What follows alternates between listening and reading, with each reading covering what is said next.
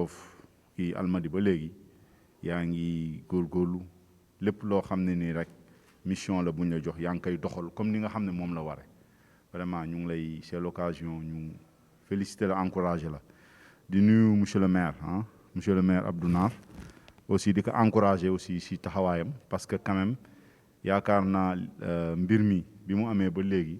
maire bi mu ngi nekk si kanam ànd si ak population yëpp di nuyu médecin chef district donc docteur Diop ak équipe am bi nga xam ne nii yëpp moom la àndal moom aussi di ko encourager si liggéeyam bi nga xam ne ni moom liggéey tey nag damay jël kàddu si turu jeunesse bi parce que ñun Ngaparou dafa am particularité boo xam ne dafa am ki nga xam ne moo jiitee comité bi dans son ensemble mooy Ibrahima Gueye mooy délégué de quartier mais ñun Ngaparou ni mu tëddee mooy dafa am benn comité de gestion comité de quartier boo xam ne dafa dynamique am ay xale yoo xam ne dañ si nekk nag ñun chaque fois de besoin comité bi day jox xale yi mission ne leen doxal leen lii loolu moo waral vraiment bi mbas mi taxawee ñu woo jeunesse bi yëpp ànd ak ñoom mu liggéey boo xam ne yàgg nañ si taxaw depuis lors parce que ñun boo xoolee à Yoff ñun joxe nañ 13000 masques madame le sous-préfet 13000 masques joxe nañ ko fii à Ngaparou yoo xam ne ni lenn li volontariat lañ ko def yeneen ni quartier bi si boppam moo génne defarlu ay masques ak masques yi nga xam ne ni moo jóge si maire bi donc au passage ñuy gërëm maire bi boo xoolee fële sa ginnaaw lépp ay eau de javel la ay mada lépp loo xam ne kii te comité bi si boppam ñoom ñoo ko jënd si seen xaalis au passage ñuy féliciter di remercier monsieur le ministre Abdoulaye Diouf Sarr parce que moom aussi doomi dëkk bi la fii la dëkk Ngaparou fi mooy pencam mais à travers la mairie Abdou Nar mu ngi fi vraiment bii nga xam ne ni mbir mi dugg na si à Ngaparou dugg Mbengeen mu am benn kii boo xam ne taxawu nañu jàppale ñu donc li mu ñu jàppale vraiment ñu ngi si gërëm bu baax tax na lépp loo xam ne ni action la pour mën a def riposte bi contre Covid bi vraiment def nañ ko léegi médecin chef wax na ko au début bi mu ñëwee rek dafa dal suñu kaw bu baax a baax a baax a baax mais depuis lors ma laal bant yàlla suturaal nañu ici à Ngaparou au début c'était très difficile les gens ne pouvaient pas comprendre mais agressivité bi nga xam ne moom lañ amoon ci riposte bi vraiment moo tax tey jii yàlla jàppale ñu ba vraiment mbas mi mën nañ wax ne duggaatul boobu ba léegi nii man docteur Diop mu ngi nii chaque jour fajar teel laa koy woo bu ma duggee suma bureau moom laay jëkkoo ne ko docteur Yoff mbaa amul mu ne ma Yoff am na temps ma ne ko Ngaparou mbaa amul mu ne ma kii ma ne ko waaw alhamdulilah waaye fan moom parce que quand même loolu dafa am solo parce que ku nekk bu taxawee taxawaayam bi nga xam ne moom la war a taxaw d'abord si penc mi donc ñu waaga si quartier yi ku nekk bu taxawee taxawaay boobu rek yaakaar na mën nañu dimbali pour ñu kii donc c'est vrai que Abdoulaye Diouf Sarr c'est le ministre de la santé par ailleurs c'est le maire de la commune vraiment du déggat bi du rafet ñuy wax chaque jour Yoff moo ëppale mais yàlla moom dogalam kenn mënu si dara mais quand même loolu dafay fekk aussi ñun taxawaay bi nga xam ne ni moom lañ si war a am ñun ñëpp ñu taxaw ko si en tout cas tey la jeunesse maa ngi fi la présenté nous avons une jeunesse très dynamique boo génnee fii si biti tey la suba la Korité ñuy taxaw pour accompagner vraiment population bi su lu wàllu jëm ay jàppale ak yooyu loolu moo tax tey ñoom ñëpp ñu ngi fii si biti donc tey ma teewal leen fii mais quand même vraiment di wax ne lépp loo xam ne ni taxawaay la taxaw nañ ñun def nañ fi ay émission télé ñëw na fi ñaari yoon kii sensibilisation forte sensibilisation lañ am ici à Ngaparou monsieur le maire wax na ko boo demee si point yi nga xam ne mooy entrée quartier bi fu si nekk rek am na benn point de lavage des mains am nañ tout ce qu'il faut vraiment loolu lépp nag bu ñu ko defee c'est sous l'égide du comité de gestion bi nga xam ne nii donc tey ñoo nekk fii à Ngaparou ñuy wax ne aussi bi ñu taxawalee vraiment jëkk a woote monsieur le maire woote ñëw ñu taxaw délégué de quartier yëpp ñëw nañ parce que fii dafa am ay délégué de quartier imam ñëw na teew les conseillers municipaux ñëw nañ teew les bàjjenu gox ñëw nañ teew donc képp koo xam ne ni rek vraiment acteur nga communautaire ñëw nga teew ci daje boobu bi ñu dajee nag kii nga xam ne mooy Ibrahima Gueye suma pap donc moom lañ jël mu jiite lépp loo xam ne ni mooy comité bi mais dafa am une gestion boo xam ne mooy kii bi mais le comité d'action c'est la jeunesse nag est composée par toutes les franges de la jeunesse ASC bi ñëpp ñu nga xam ne ni donc ñoo nekk ay jeunes rek si Ngaparou tous les jours que jëfee tous les jours boo ñëwee di nga fekk comité bi fii di nga leen fekk ñu nekk fii si jàkka ji chaque jour ñu ngi fi point yi ñu koy alimenté di xool fii xale yi sax léegi dañ fi ragal a jaar parce que dafa am ay boo yoo xam ne tey dañ engagé wu xale bu fi jaar di takkoo masque non seulement dinañ la kii mais dinañ la jox masque nga dem donc vraiment di kii mais nag loo gis nag dafa laaj yokkaat xam nañ ne incha allah comme ni ngeen ñu ñaaxee lépp loo xam ne nii mën nañ ko dinañ ko si yokkaat pour vraiment mbas mi jóge fii yëpp en tout cas daal Angaparou donc on est assez déterminé pour li nga xam ne nii mooy mbas mi yàlla jële ko fi donc loolu laa si amoon lu may wax ma jox vraiment délégué moom mu wax si expliquer li nga xam ne nii donc moom lañ defe parce que quand même je pense que au-delà de la sensibilisation il y a aussi autre chose lu jëm si vivre yeex affaire yooyu yu nga xam ne ni moom lañ jàppale donc moom si loxoom lañ ko tegoon moom moo ko doon gérer en relation avec imam bi ak yeneen kii. asalaamaaleykum mbooloo mi Ndiamé ñu ngi leen di gërëm bu baax a baax la préfète ñu ngi leen di nuyu di leen dalal monsieur le maire ñu ngi leen di nuyu am na nu mbégte bu baax a baax ca monsieur Diop médecin docteur ñu ngi lay nuyu comme ni ko suma doom ji waxee léegi rek Ndiamé koroog bi nu nee APEXI man ni maa doon laaj kaay am Ngaparou ban ak ban la man mi maa la ko doon laaj koroog l'autre jour mais li ma dégg tey jii moom dal na xel parce que depuis lors ba léegi on me dit que amul benn cas donc ce qui veut dire vraiment dal na xel donc nag ji ma góorgóorlu rek dolliwaat ngóora mooy problème bi te ni koy suma doom ji waxee loolu la xale yu dynamique noo fi ne ki ne seen kanam la seen kanam mooy mën naa ko mooy Alaaji Ngalla bi parce que moo yore gos yi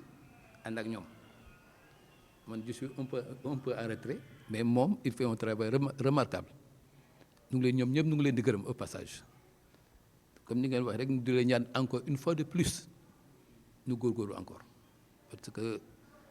boo yootu ndam peut être mu ngi say loxo léegi da nga koy jëm téyewaal bu baax mu bañ a rëcc gos yi nag comme ni ko Ndiamé wax rek point yëpp am na seen kii yaa ngi pour lavage de mains yi mu wax masque yi nag moom comme ni ko wax nit ñi nag comme c'est comme ça àddina noonu la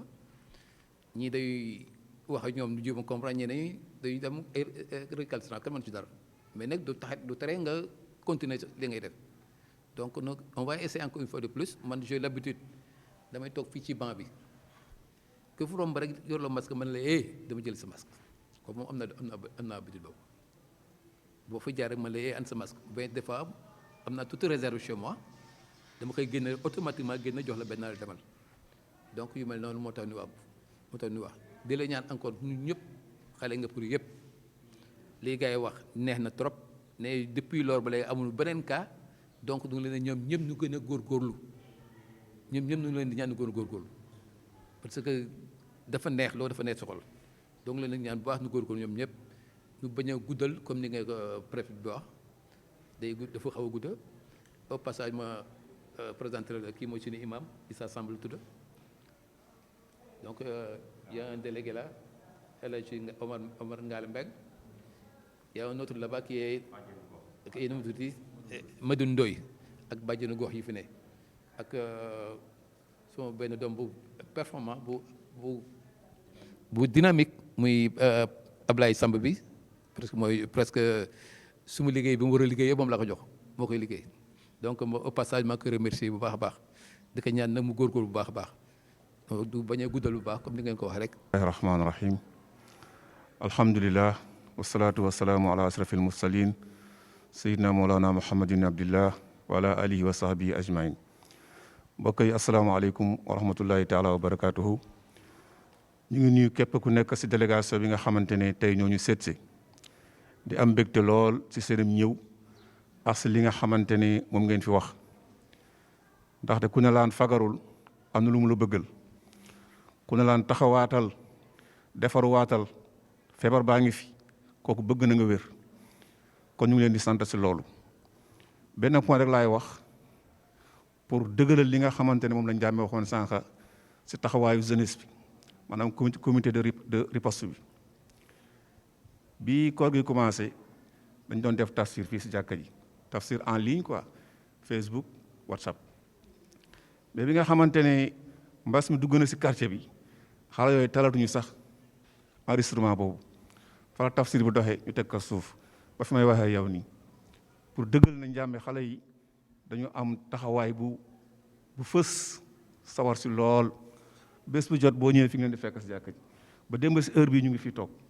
kon xale yooyu ñu ngi leen di ñaanal yàlla na yàlla dëgëral leen parce que li ñuy def xam nañ seen bopp lañ koy defal parce que ñoom ay xale lañ mais avenir u ëllëg kon bu ñu wérul seen ëllëg nu muy demee heureusement bi ñu xamee seen wareef ba taxawee ko ñu ngi leen di ñaanal bu baax na yàlla fayal ñu leen seen taxawaay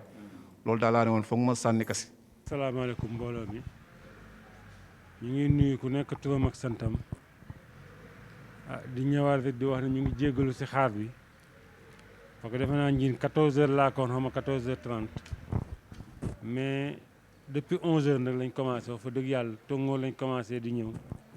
mais parfois boo duggee si yenn quartier yi détails yi da lay fay téye ñu jéggalu bu baax di wax ne tey préfet moo ñëw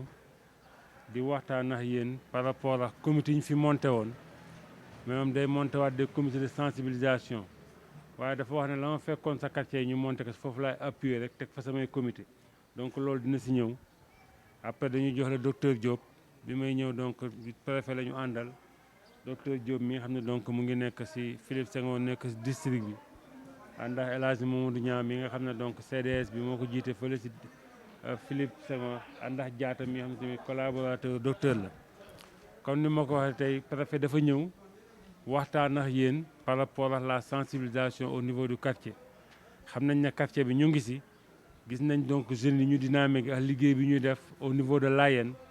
mais dafa am loo xam ne moom dina si ñëw waxtaanaa seen ni mu bëgg loolu demee avant ñu dox docteur Diop rek moom dañ koy sant bu baax di ko gërëm parce que depuis 11h comme ni ma wax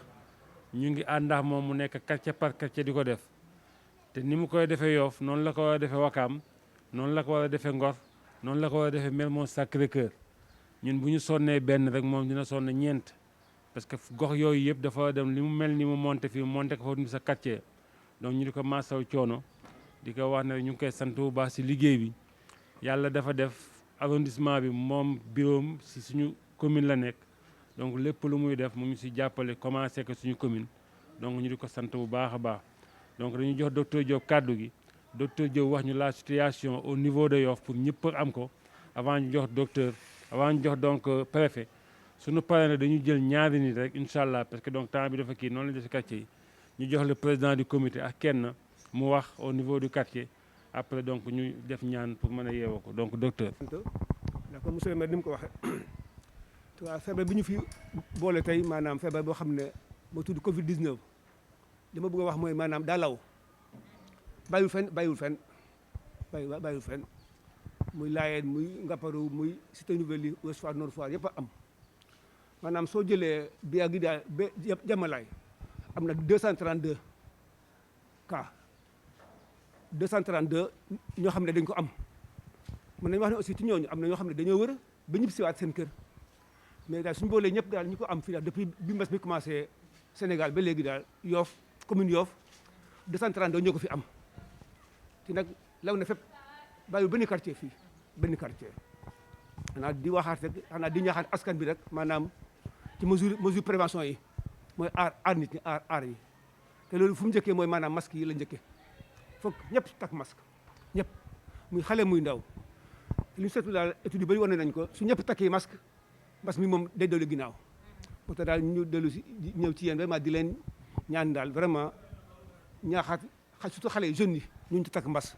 masque yi parce que li ñu seetlu bu ñu jógee Yoff ñu bëri ñu ngi dox nii alors que am na arrêté bi préfet bi gouverneur ki yoon pour que daal képp ku gën këram daa war a takk masque loolu daal laa leen ci ñaan vraiment daal ñu nga jàppale aussi seen bopp parce que lu bëri vraiment askan bi moo ko mën a xeex ñun li ñu fi def li ñu faj rek mais li tax ba du law vraiment askan bi la xanaa loolu rek laa bëggoon wax xanaa di ci dolli ñaan rek xanaa kilifa yi di ñaan rek pour que mbas bi daal vraiment jógee fii. ku nekk ci turam ak santam di leen jaajëfal bu baax ci dalal bi ngeen ñu dalal di jiital ci nuyoo bi délégué de quartier bi di nuyu képp ku fi toog tey ku lim juum di leen masawu bu baax ci xaar bi xam nañ ne yàgg na ñu ngi leen ciy jéggalu ndax comme li ko monsieur le maire waxee ni nga xam ne noonu la ñu bëggee woon mbir mi demee ak temps bi finalement gis ngeen presque 18h moins wala 18h bu jotul sax donc ngeen jàpp ne vraiment bëggee wuñ ko woon nii te di masawu di jéggalu ci ni nga xam ne noonu la affaire bi tardé lii taxoon nag ñu ñëw fii tey dañ bëggoon waxtaan ak yéen parce que feebar bi ni nga xam ne noonu lay lawee Yoff mu ngi bëgg a jéggi dayo te quartier yi actuellement ñoom lañ bëgg a dooleel pour que xeex bi ñu mën ko jël en charge dëgg la ne yéen a ngi ci woon parce que am na ay comité yoo xamante ne maire comme ni mu ko waxee monté woon nañ ko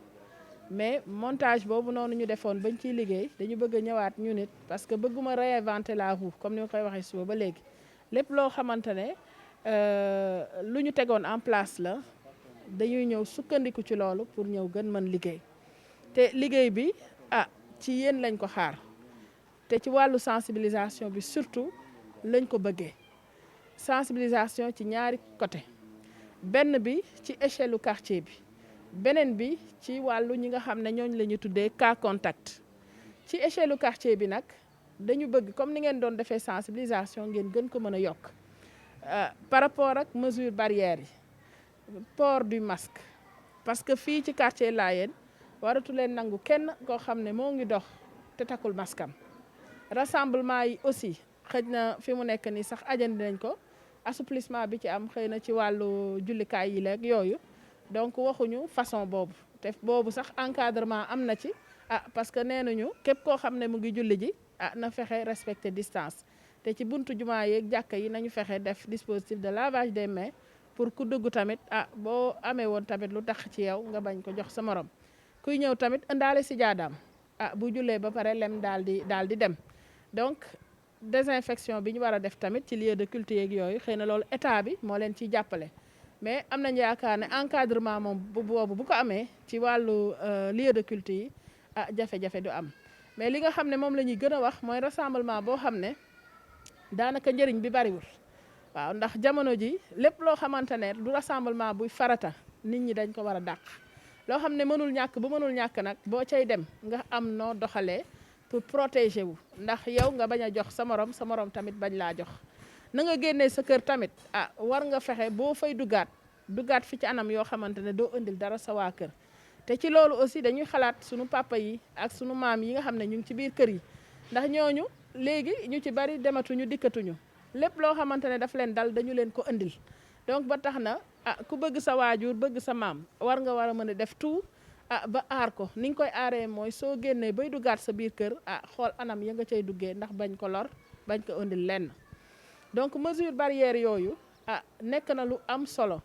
raxasu bi fexe buntu kër yi fu nekk fexe def fa dispositif de lavage des mains kuy dugg raxasu ba set dugg ci biir kër gi koo xamante ne tamit jóge na marché wala yu demee noonu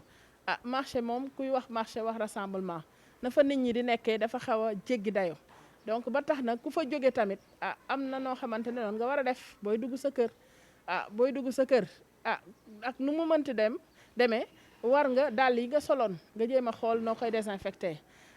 yëre yi nga soloon boo ko mënul def ci naaj bi nga daal di koy fóot ci saasi soo mënee sangu sax sangul bu dee xaj na ci bu dee jàppandi na parce que lépp loo xamante ne xeex la fi mu ne ni dañ ci war a def engagement bu mat sëkk pour jëlee fi maladie bi dëgg la yu baree bari tàmmuñu ko woon te dina xaw a metti mais lu metti loolu mooy tax ñu renverser la tendance pour fexe li nga xamante ne mooy maladie bi daal di koy stopper donc sensibilisation bi may wax volet bu njëkk bi mooy boobu maanaam échelle u quartier bi te loolu ci comité bi moom lañ koy xaar ndax dañu bëgg am comité yoo xamante ne dañu performant comité yoo xam ne dañ leen di sentir bu baax a baax ñu nekk interlocuteur u état nekk tamit interlocuteur u askan bi parce que bu ñu amee jafe-jafe wala am lu ñu soxla ñu mën a wax xaaral ñu dem ci comité bi parce que dinañ xam ne comité bi moom moo fi nekkal pour lutter li nga xamante ne mooy Covid 19. te bu weesoo sax Covid 19 bi bu fi jógee jàmm ak salaam am nañu yaakaar ne comité bi mën ngeen ko utiliser ci leneen ak leneen ndax nekk na ay outils yoo xam ne fi mu nekk nii dafa am solo ci biir askan ndax day mën a gérer lu baree bari leneen li nga xamante ne mooy sensibilisation bi ñu bëgg mooy bi jëm ci cas contact yi parce que cas contact yi actuellement jafe-jafe yu baree bari ci ñoom lay jóge boo déggee ñu naan cas contact mooy ñi nga xam ne dañoo jegeyoo ak ñi am feebar bi te ki jegeyoo ak ki am feebar bi yàlla mën na def mu am ko comme mën na def mu bañ koo am mais comme kenn xamul ndax am na wala amul day am temps d'observation bu ñu koy may bu njëkk ba depuis quelque temps du moins da ngeen doon gis état du Sénégal képp koo xam ne cas contact nga mu yóbbu la ci hôtel mais loolu état bi mënatu ko dafa ne léegi lépp képp kuy cas contact dañu lay faj dañu lay observer du moins ci sa biir kër bu 14 jours yi matee ñu xool ba xam ndax amee nga ko wala ameewuloo ko boo ko amee docteur da lay daal di jël faj la bu fekkee nag ameewuloo ko ñu bàyyi la nga doxi sa soxla mais temps observation boobu nag lu ne xaj na ci ndax ki nga xam ne dañ ne ko bul dem bàyyi toogal sa biir kër am na nu mu fay toogee parce que da doon dem di wuti jox njabootam mënatul dem donc am na nu mu fay toogee donc ba tax na solidarité bi nga xamante ne moom lañ doon gis démb ak barki démb ci Sénégal te sax yenn quartier yi ba léegi di ko doxal moom lañ gën a bëgg renforcer ci biir comité yi te comité bu ci nekk en toute discrétion parce que nit tamit lépp loo koy defal na ànd ak discrétion ñun ñëpp ay gor lañu am na yoo xamante ne xajuñu ci donc ba tax na koy dimbali ko ci discrétion mu mën a xam ne lii de dañ ko koy jàppale ndax ni mu toll la donc ba tax na comité yi dañu bëgg comité yoo xamante ne dañu am responsabilité bu mat sëkk par rapport ak ni ñu war a mën a jëflanteeg askan bi en toute discrétion waaye tamit éviter li ñuy tuddee stigmatisation parce que stigmatisation lu tardel liggéey bi fi mu nekk nii lu baree bari ci foofu la jóge nit daf koy am wala sax ñu di ko mu nekk en temps d'observation nga gis nit ñi ni ñuy waxee jëmale ko ci moom te yooyu yëpp mën naa ñàkk ndax feebar bi jombul kenn waaw jombul kenn ku nekk war na am boobu xel ak xalaat ne jombul kenn donc ba tax na ki ko am da nga war a fexe oyofalal ko léppam pour mu sentir ne mbir mi du loo xamante ne lu am solo la ci niñ ko mën a waxee am na solo dëgg la ndax day law day reye waaye amul solo ne feebar la bu mën a dal ñëpp donc bu ku nekk comprendre mbir mi noonu am naa yaakaar ne jafe-jafe yi mën naa wàññeeku te comité yi nga xamante ne moom la ñuy mettre en place nii bëgg nañu rôle boobu mu mën koo jouer ndax état bi kat fa mu nekk day xaw a kawe yéen a jote ci suuf yéen a mën a jëflante ak askan bi te yéen a mën a xam kër yi nu mu bindoo lépp lu ci nekk xam ngeen ko donc ba tax na loolu la ñuy xaar ci yéen ngeen jàppale ñu ci bu baax a baax a baax jafe-jafe nag mënta am na loo xam ne mënu leen ko régler au niveau local ñun ñu ngi fi muy maire muy man muy docteur lépp loo xam ne relayer ngeen ko ñun dinañ ci tax def suñu kéemtalaay kàttan pour essayer nuñ ko saafara mais laata tamit ngeen di relayer na nekk loo xamante ne essayer ngeen au niveau communal au niveau comité ba amu leen ci solution parce que responsabilité bi njëkk mooy yéen comité bi responsabilité bi njëkk mooy yéen comité bi comme ni ma ko waxee donc comité bi am na loo xamante ne su ko doxalee rek man am naa yaakaar ne résultat dina am donc ba tax na solidarité beeg yu demee noonu ndéem yéen a ki ngeen a ngi ci mais dañ leen di ñaan ngeen gën ko yokk pour que képp koo xamante ne nee nañ cas contact la mu nekk biir këram am jafe-jafe génn ngeen yombalal ko dundam ci biir kër gi te solidarité bi mën nañ ko organiser de telle sorte que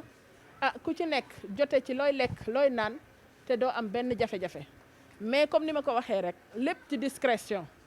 waaw lépp ci discrétion parce que discrétion aussi ci la lépp xaj seen comité bi war na nekk comité boo xam ne day réunir tout le temps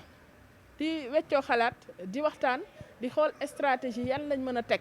pour dooleel la nga xamante ne mooy xeex bi état bi nag dina essayer def tuuti effort pour ñëw leen dooleel ci wàllu moyen mais moyen bi nga xam ne moom lay joxe tamit du lu am solo loolu moom dama koy wax fii léegi balaa ñuy xaar ne xëy na luy am solo la lu tuuti la mën naa wax ne sax xëy na xamaguma montant exact bi mais li muy jëriñ tamit du nekk lu xamante ne lu am solo la xëy na pour jënd crédit façon yooyu lay gën mën mais loolu geste rek bu état bi def la mais li état bi di jàngale foofu mooy ne moom dina def mais ñiy gën a def mooy ñi nekk au niveau local donc vraiment côté boobu ñu ngi leen ci ñaax di leen wax ne ngeen jéem cee jàpp bu baax a baax lu raw ni ngeen doon jàppee ci xeex bi boobu ba léegi te am nañu yaakaar ne suñu évaluer d'ici 1 mois incha allah feebar bi fii nga xam ne foofu la tolloon dina mën a reculer parce que loolu aussi faaw mu am bëgg nañu monter comité waaye bëgg nañu xool aussi comité bu nekk performance am par rapport ak cas yi nga xam ne moom nga am ci sa commune waaw jafe-jafe nag comme ni ma ko waxee mënul ñàkk lépp lu ngeen di liggéey mu wóor na ne am na jafe-jafe remonter leen information bi ñun tamit liñ ci mën au niveau commune au niveau arrondissement au niveau département ba ci région dinañ fexe def ko pour que jafe-jafe bi wàññeeku donc ci gàttal daal loolu laa amoon lu may wax xëy na dañuy jox kàddu gi ñaar ci biir ndaje bi président comité de gestion bi ak keneen mu jël kàddu bu amee lu ngeen di leerlu wala lu ngeen di contribuer tamit pour liggéey bi gën a kii ñu wax ko ñu waxtaane ko rek. jërëjëf maire ginnaaw bi ñu sante yàlla julli Seydina Limaamu ñaanal Baye Abdoulaye yàlla na fi yàlla bàyyil ñu ko ba si kanam a kanam ànd ak wér ak wér ñu ngi leen di gërëm di leen sant itam di leen wax itam dal leen jàmm fii ngeen ñëw fii nag fekk na ak li ngeen ñu wax ñu nit naam matale amul waaye am na jéem goo xam ne gi li ko maire waxe dëgg neex yàlla ñu ngi jéem bu baax ginnaaw ba ñu sante laata sax ñu samp suñu comité boo leen gisee fi mu nekk ni ay âge ñoo fi de différents âge a ngi fi daal am na ñeneen ñoo xam ne ñii nag vraiment xaar bi yàgg na itam ba ñu war a mën a dem léegi niñ ko tërale woon comme président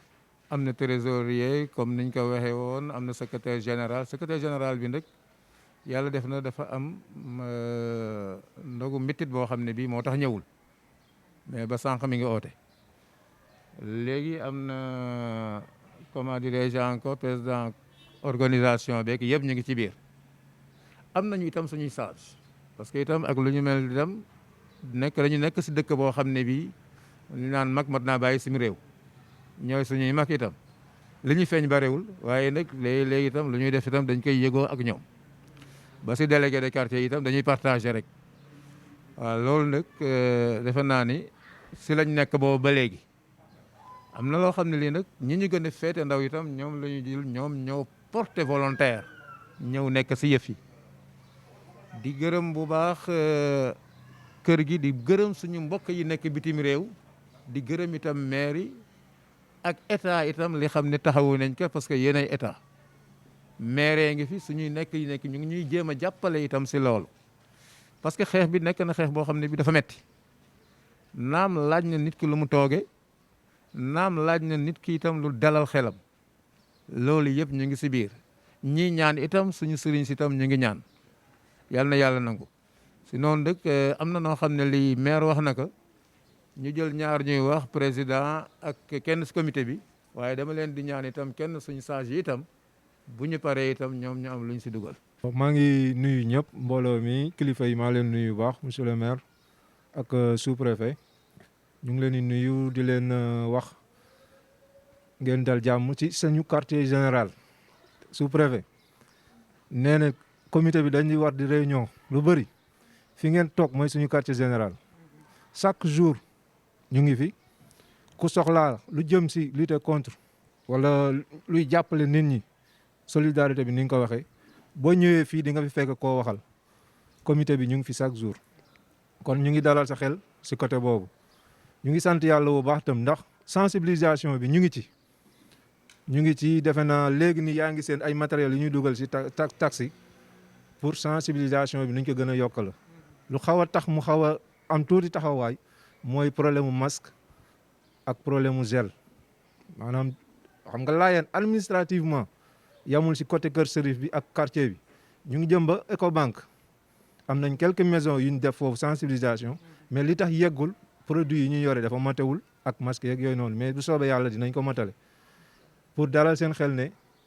comme ni ko chef de quartier waxee jeunes yi ils sont prêts parce que nekkul pandémie bi rek moo ñu boole bokkoon nañ leneen mais bi mu ñëwee nii ñu war si taxaw dañ gën a yokk seen taxawaay pour fexe ba pandémie bi bu mu fi def ay dégâts ñu ngi sant yàlla nag bi ñu amee ay mag yu ñu comprendre bàyyi ñu xelal ñu ba pare dem toog seen kër loo leen wax ñu ne yéen doxal leen donc ñu ngi sant yàlla bu baax ci loolu. ñu ngi gën a remercier surtout jigéen ñi bàjjenu gox yi bàjjenu goxu quartier Layène toujours ñoom aussi ñu ngi ci sensibilisation bi loo leen wooyee rek chaque instant ñoom ñu ngi ci. di leen waxaale aussi monsieur le maire madame Penda Ndoye mu ngi jouer rôle bi nga xamante ne moom ngeen ko sax ci quartier bi moom aussi ñu ngi ko ci remercier waale moom mu ngi ci bu baax. toujours aussi moom mu ngi ci comité bi mais waxuma la sax day jokkoo ak nit ñi di ñu dolli ay conseils noo xamante ne noonu lañ mën a defee ba nga xamante ne pandémie bi dina wàññeeku donc si lu jëm ci wàllu sensibilisation ñu ngi ci bu baax. day am nag des fois ay loo xam ne comme sous-préfet ni mu ko waxee état si boppam bu lay jox da lay jox pour yow nga wan la yoon yow nga gën a góorgóorlu pour mu matale mais alhamdulilah ñu ngi ci di concerté wu di ut ay moyens pour xool nan la ñuy gën a jàppale population bi mais surtout comme ni ko sous-préfet waxee dans la discrétion ñu ngi ci bu baax a baax pour bañ a guddal daal li ñu xamante ne organisation lu jëm si wàllu li ñu fiy séddaleeg yëpp ay concertation lay nekkul benn nit mooy toog ne nañ jël diw wala nañ jox nangam ay concertation des fois sax réunion yi mën a durer 2 heures te duñ pare donc pour xamal leen ne séddale bi yombul mais aussi ñi koy dund ñu ngi siy def ak seen diggante ak seen borom moo tax liggéey bi waxuma la sax des fois sax dañuy mel ni sax ay morom lañ am na différence d'âge mais dañuy toog si réunion mel ni ay morom lañ pour wax leen ne liggéey bi niñ ko jëlee au sérieux donc loolu jar na sant yàlla comme chef de quartier ni mu ko waxee différence d'âge yëpp dañ fi nekk de mais bu ñu toogee réunion sama tonton ak sama nangam yëpp amatul ñun ñëpp dañuy toog di waxtaan di échanger donc loolu peut-être may nañu li tax Layène li fi dugg mu jot a yegg fenn fi donc loolu ñu ngi sant yàlla di remercier waale si profito si occasion bi remercier donateurs yëpp depuis pandémie bi dugg ba léegi ñëpp ñi nga xamante ne jox nañ ñu seen 5 francs wala seen benn produit pour ñu jox ko si quartier bi ñu ngi profito si occasion bi pour remercier waale leen bu baax a baax di ñaan yàlla nag pandémie bi mu jóg fi balaa semaine bii di ñëw yàlla na ko fi yàlla jëlee ba nit ñi yeggale seen i activité ak jàmm. salaamaaleykum mbooloo mi ñu ngi nuyu ñëpp di leen dalal préfet ak ñi nga xam ne moom nga àndal Abdou Naar waa mairie docteur yi ñoom ñëpp ñi ngeen àndal ñu ngi leen di dalal ñun nag yàlla dafa dogal ci jamono yiñ toll ñu bokk ci magi penc mi di ànd ak suñuy doom xale yi fi toog nii ñëpp suñuy doom lañu di leen gunge ci li nga xamante ni moo fi dugg te kenn duggale ko dul suñu borom wala tabaraka wa taala du ñu ko jiiñ kenn moom la te moom moo ko fiy jëlee xale yu ndëkk li nga xamante ni moom ngeen wax fii wax dëgg yàlla lu mat weer a ngi nii ñu ngi si loolu ñoom dafa mel ni sax xaaruñu woon lii ñu ngi si terrain bi guddeeg bëccëg nii la ko xale bu waxee saa booy dem jàkk fii nga leen di romb ba ñu toog bu ñu noddee ñu ñëw jullindoo ak ñun ñëwaat toog ku leen fekk ñu ànd ak yow dugg ci kër yi di sensibiliser nit ñi ba li nga xamante ni moom la yàlla dogal muy faral di am muy dëjji dañu siy taxaw ne leen du fi am nañu jaal suul jaal ku ne jaal ñibbi ngénte yi kenn déggatu fi ngénte dañuy tudd bu ñu jógee ci jàkka ji dañuy dem tudd dem ñibbi kenn du fa toog bii si mujjee sama kër la samay jigéen mere nañu ma ci waaye man leen du ci dal fii kenn du fi ngénte amul ngénte tudd rek dem ñibbi loolu mooy li nga xamante moo fi am su dee loolu moo fi dindi feebar bi ma xam ne fii ci Layène feebar dina fi deñ su dee looloo koy dindi taxawaay xale yi ñu ngi ci terrain wax dëgg yàlla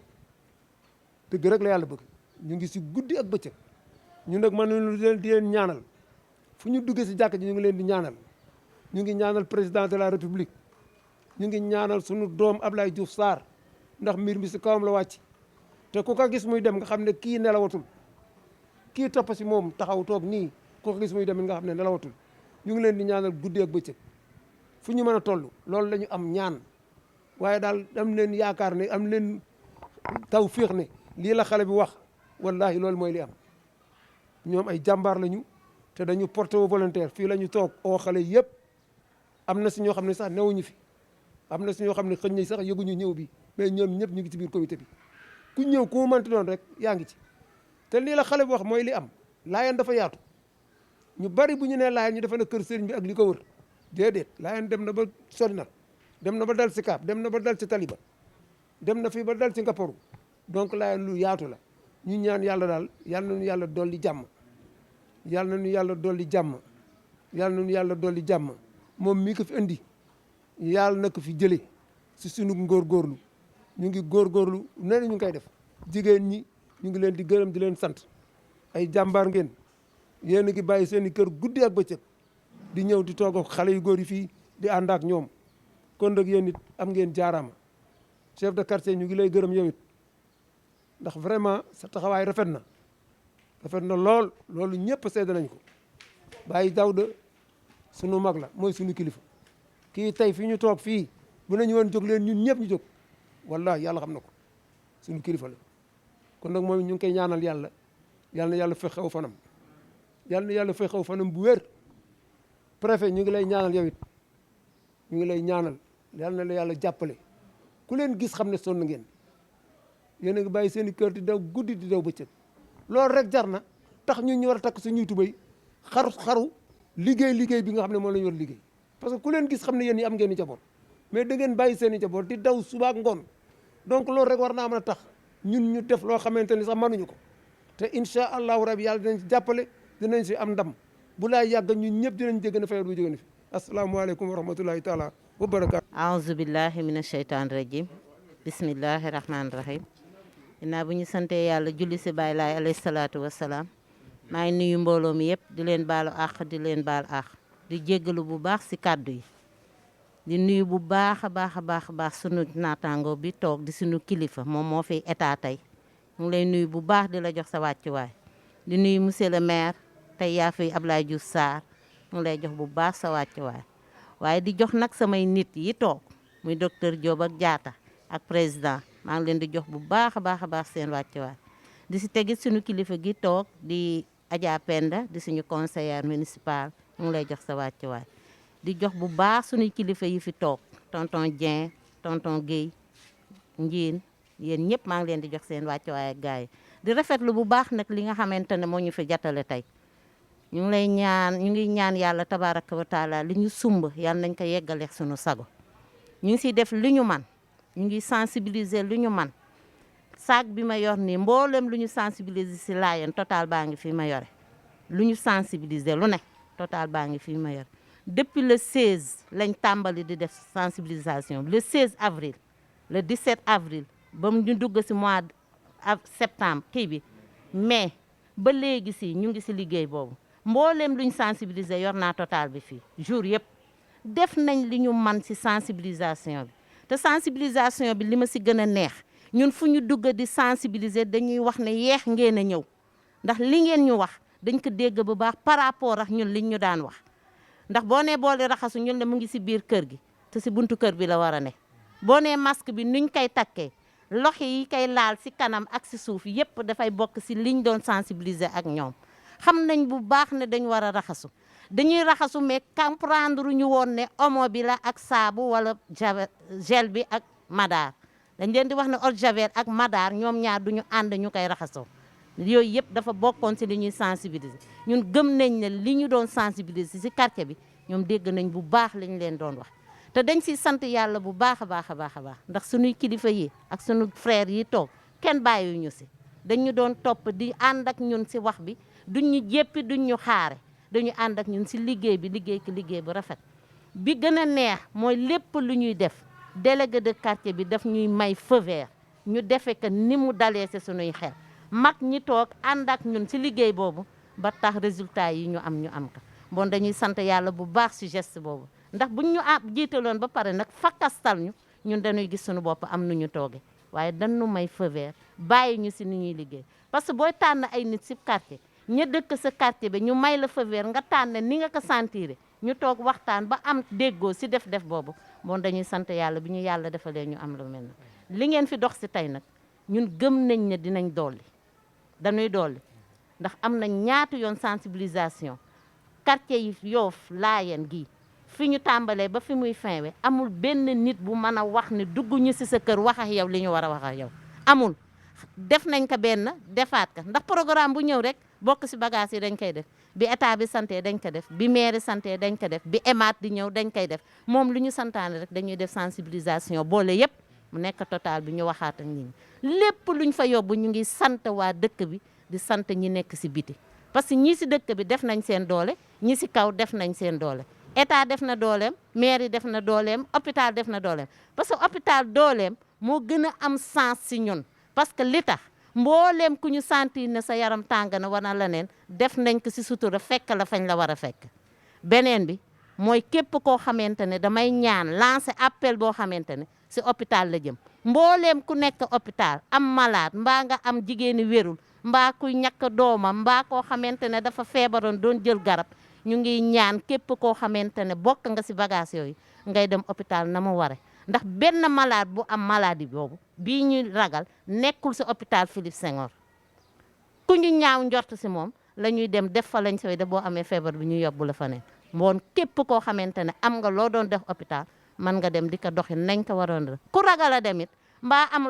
loola si ñaaw njort woo ñu en tant que bàjjenu gox ñu ànd ak yow ndànk def fa lañ fay def ñu ngi ñaanal ñëpp di baalu ak ñëpp di jéggalu ñëpp wax dëgg yàlla may nañ ñu feu vert fi ñu toog boo seetee jigéen ñi ñun ñi fi toog am na ñeneen waaye ñun la yàlla nattu ñuy fekk saa su ndax am nañ jot gu day ni ñëw di fekk waaye bu nu xataloon ñu toog si sunuy kër ndax am nañ leneen luñ def waaye yaatal nañ ñu may nañ ñu feu vert ba ñu ànd ak ñoom si li ñuy liggéey dinañ dolli nag li ngeen wax si kàddu mag ñi fi toog ak ñi ñëwul tamit si kàddu si mbir mi dinañ ko defal bu mu rafet si kàntanu yàlla tabaraka wa taala maa ngi baalu ak ñëpp di jéggalu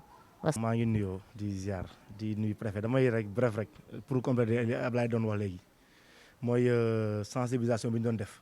pour jox leen juste rek nombre bi le 6 mai on a sensibilisé 162 ménages 1141 personnes dem nañ si ñoom directement wax ak ñoom ku nekk ñu jox la butéelu javel jox la savon madar jox la savon poudre ordinaire ak saabu yi ñuy raxasoo après loolu le 13 mai aussi defaat nañ benn sensibilisation on a fait 116 ménages on a eu 757 contacts avec les personnes ñu sensibiliser ku nekk aussi ñu bi cette fois-ci ki leen joxe ay kit boo xam ne y avait du madar savon ak javel loolu laa bëggoon compléter pour wax ne jot nañ liggéey loolu am nañu aussi ut nañu 10 barigo yu 30 litres yoo xam ne dañ koy def ay check point si quartier bi kuy dugg da nga dañ fa teg ndox ak sa savon kuy dugg nga raxasu bala nga dugg si quartier bi mosquée bi aussi am na benn comme aussi jàmmalaay aussi am na bidon bu mag am savon et tout waaw ñu ngi jégalu